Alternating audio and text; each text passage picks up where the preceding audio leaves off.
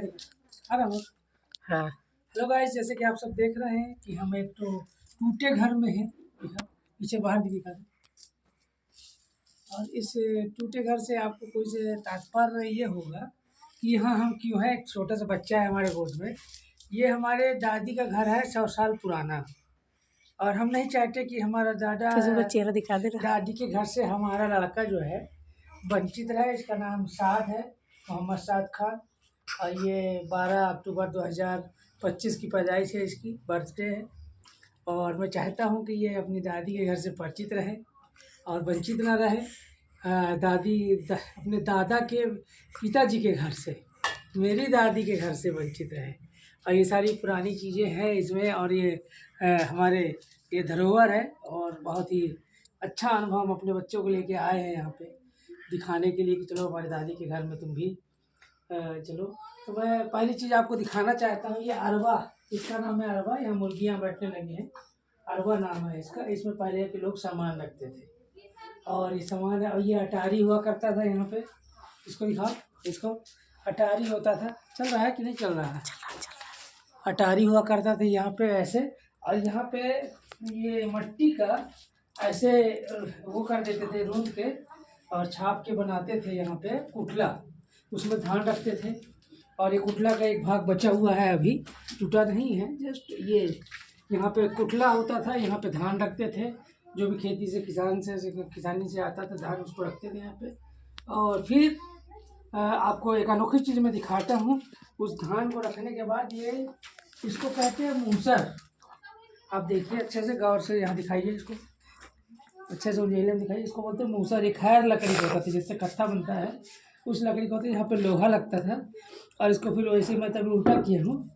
इसको ऐसे पकड़ते थे गाइस, ऐसे ऐसे खोदते थे और फिर धान से चावल निकाल कर फटक कर उसको हमको खिलाते थे। और मेरे दादी के 5 बच्चे थे, लड़के थे 5।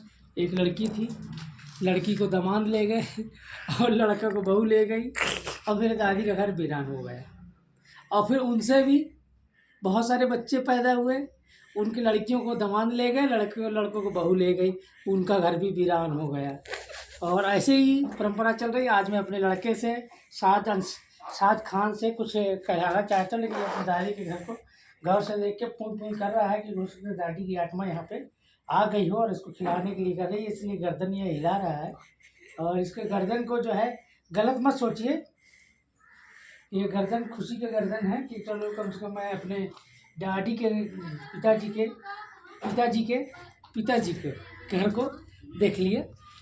3 बार पिताजी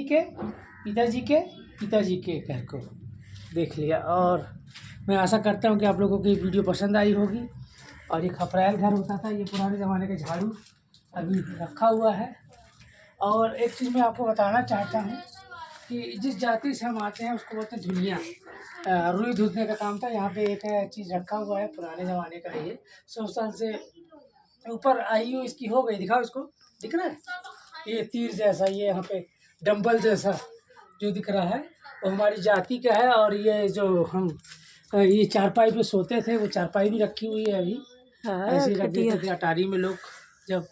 और ये भी अरबा, यहाँ पे चूल्हा होता था, चूल्हे में खाना बना करता था, जिससे 5 बच्चों की परवरिश होती थी। और ये दरवाज़ा है, ये करीबन 120 साल पुराना दरवाज़ा है। ऐसे ही होता था, ये बजाते थे तो दरवाज़ा खुलता था।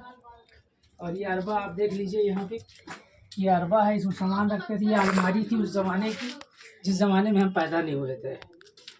और मैं आपको क्या दिखा सकता हूँ जो आपको नहीं देखे हैं।